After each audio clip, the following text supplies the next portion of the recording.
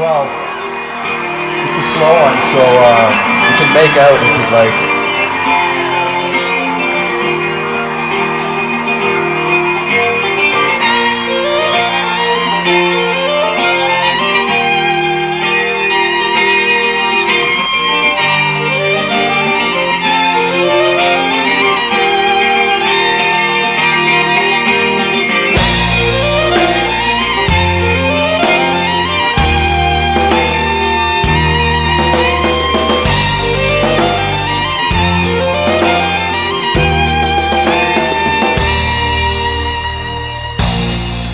From the shoes of great desire,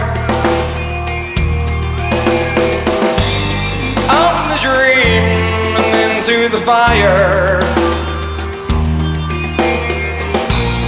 I see the light won't mean a thing, 'cause after she's gone, these words will sting.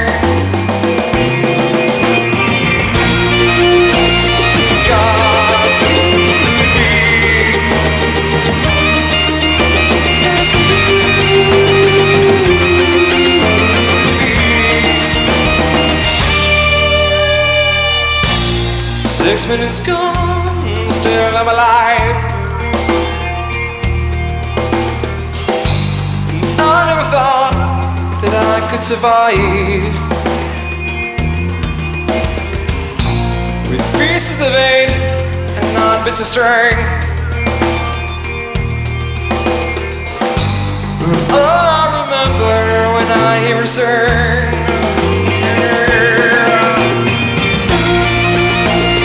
God's could be.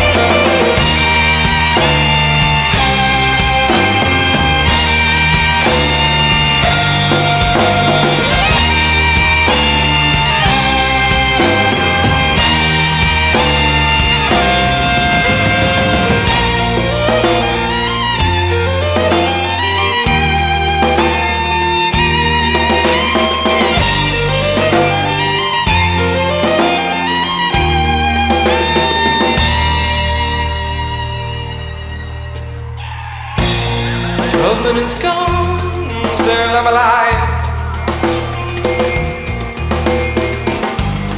Who would have thought that we could survive?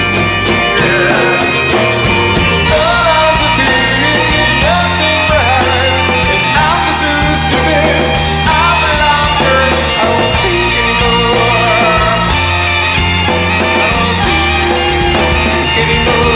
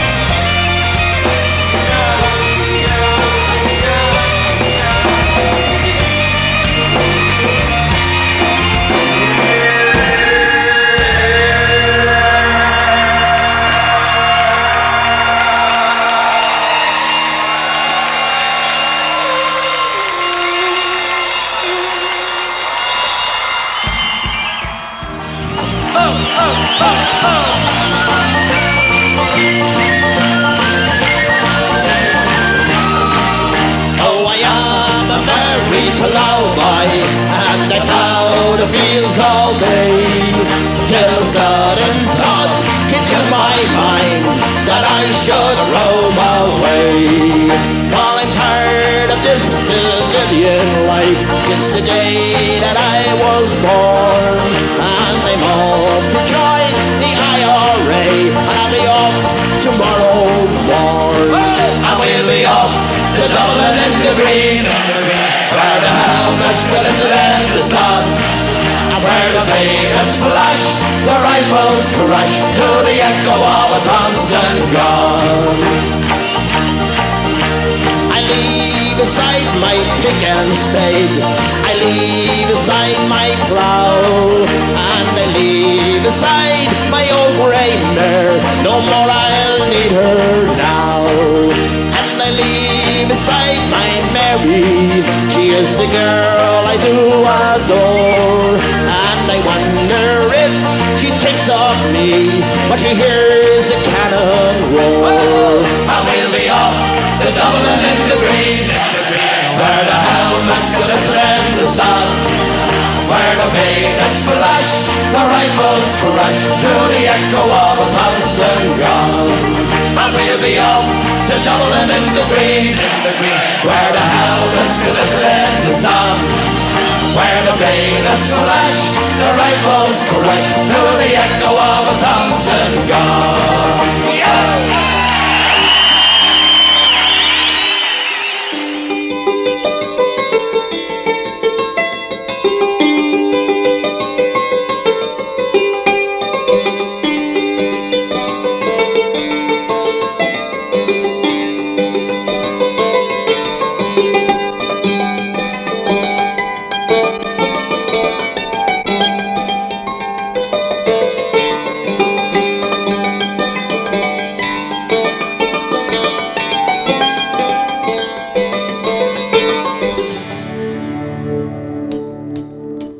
I wanna tell you something about something I found out.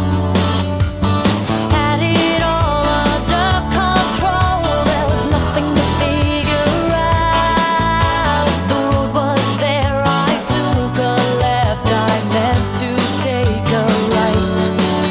Might never have known about it.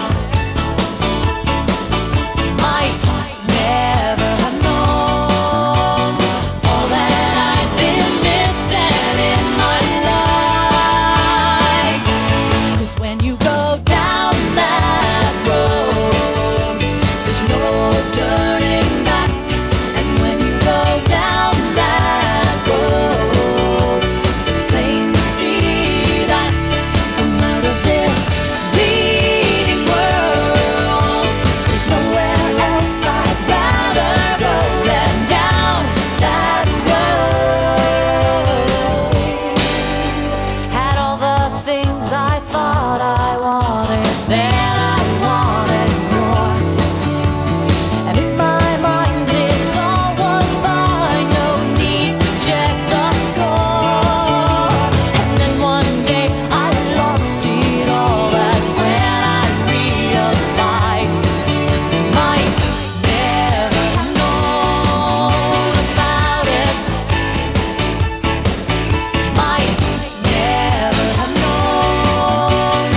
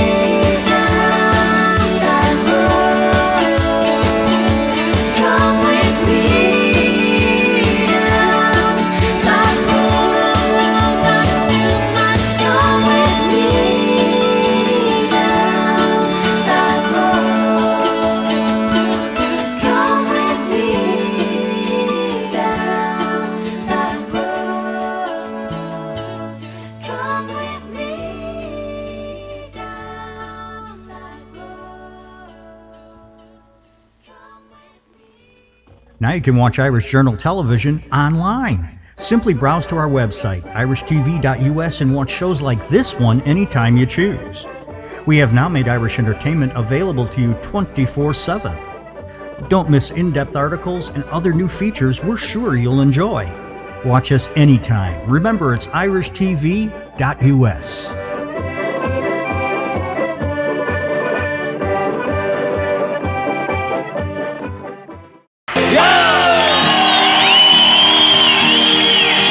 Alone, all alone, by the wave was strand, and below the crowded hall.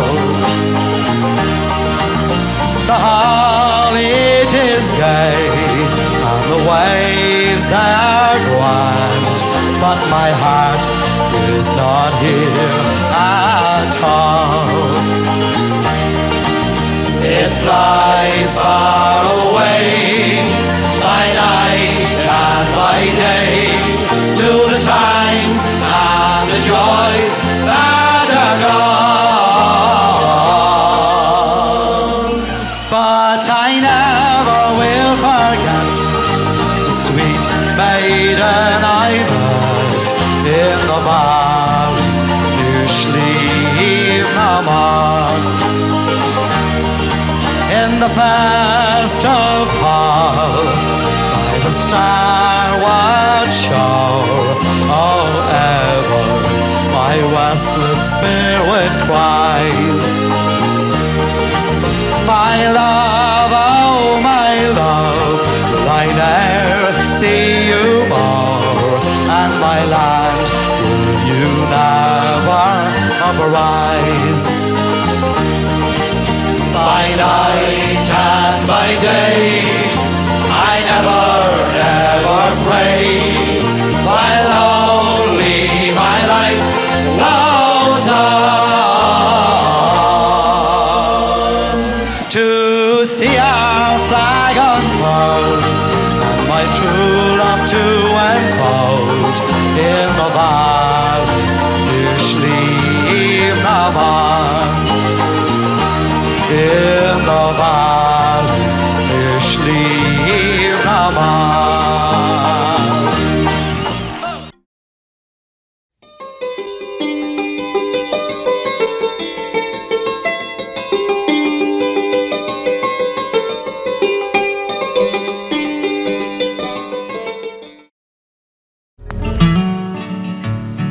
Many homes are filled with sorrow and with sadness.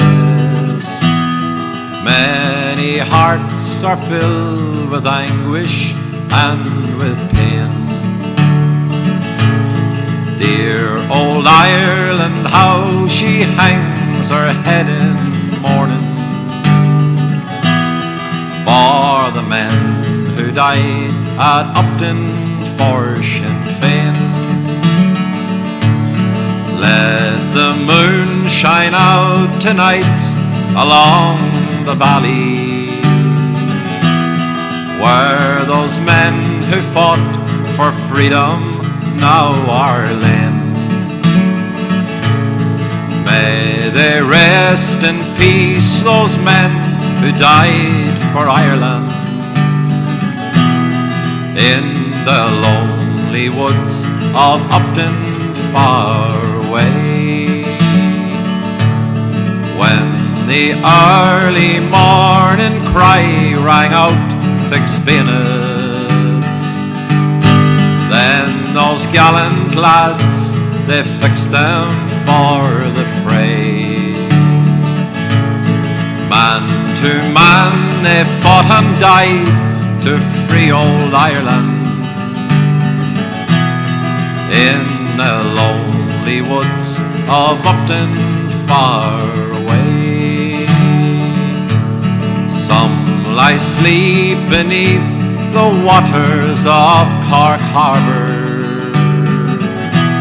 some lie buried neath the cold and silent clay, while in their graves they cry out, God save Ireland, from the lonely woods of Upton far away.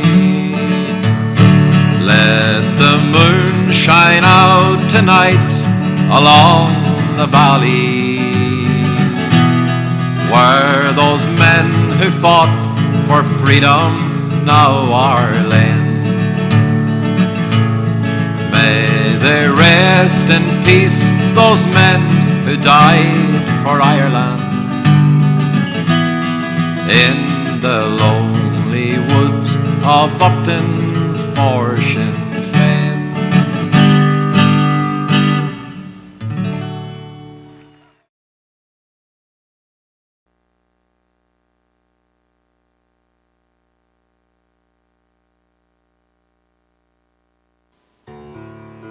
It was May 17th, 1974. It was rush hour, 5:30 on a Friday afternoon. 3 car bombs went off in Dublin on 3 downtown streets filled with people leaving work for the weekend.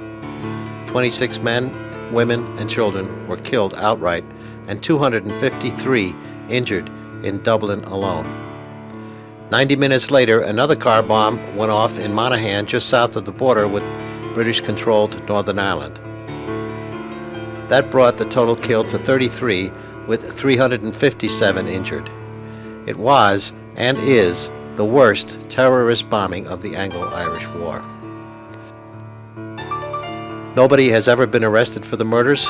No group has claimed responsibility, although within weeks of the attacks, Irish police knew how it was done and who was likely responsible. All 3 cars coming into Dublin had been spotted on back roads by residents, some of whom had written down license plate numbers because the new cars with northern plates seemed out of place in the Irish countryside. 2 of the cars had been stolen in the Shankill, a Protestant Loyalist area of Belfast. A minister later identified 3 people he had seen trying to steal a car. All 3 of them were prominent Loyalist terrorists. In a short time, the Irish police, the Garda, had a list of 8 suspects. All were members of the Portadown County Armagh unit of the Ulster Volunteer Force, a terrorist group loyal to Britain. All were identified by several eyewitnesses. 4 of them were listed as having planned the bombing. Every one of those 4 men were present or former members of the largest regiment in the British Army, the Ulster Defence Regiment.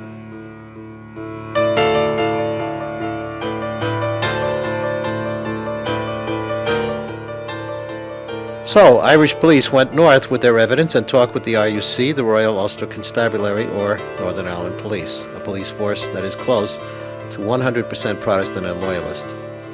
And after the biggest manhunt in Irish history, the Garda, or South Irish Police, were stonewalled. They received no cooperation whatsoever from the Royal Police. One policeman said, quote, "On the life of my grandsons, we could have had them." All the police could do was report back to the Dublin government. The investigation and the manhunt were simply and quietly ended. The bombings were sophisticated and well planned. All 3 Dublin bombs exploded within 90 seconds of each other, and the explosive was so well mixed that no trace of it was left. Loyalist terrorists did not then and do not now have the expertise to carry out such an operation. A British Army officer, Captain Fred Holroyd, later admitted that the terrorists were controlled by British intelligence and were known to the Garda, the RUC, and the Army and MI6. It is suspected the men were being run by the Special Air Services, the SAS. So, why bomb Dublin? Was it mindless terror? 5 months earlier, the British government came to an agreement with Ireland on power sharing in the north, the Sunningdale Agreement. The Loyalists rebelled, beginning a wave of indiscriminate killing of Catholics. Then in February of 1974, the Labour Party took over the British government with Harold Wilson as Prime Minister. Old-line conservatives and wealthy Irish landowners were alarmed. Prime Minister Wilson was talking about ending the detention camps for internment, cutting troop levels, army patrols, and police. Much the same as is being talked about now in Northern Ireland. On May 14th, the Ulster workers, under the direction of secret Orange Lodges, went on strike. bringing Northern Ireland to a standstill. And 3 days later, the bombs went off in Dublin. After that, the Sunningdale Agreement was forgotten, dead. The Loyalists retained their iron control, and the British troops stayed to support them. So, what happened to the Loyalist terrorists who were prime suspects in the bombing? Irish police never got to question them, but 2 of them were assassinated by the IRA, another was killed by his fellow Ulster terrorists, and another one was killed by his own bomb. And the man who allegedly controlled the terrorist group from British intelligence, Robert Nairac, was also killed by the IRA. Nairac was later honored by the British government with the George Cross.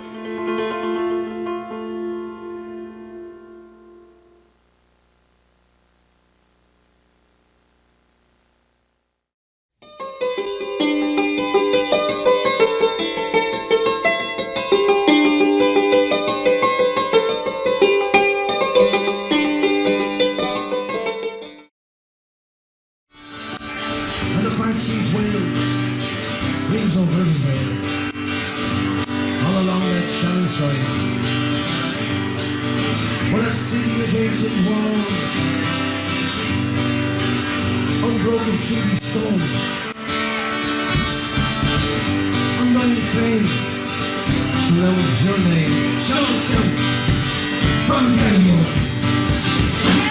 'Cause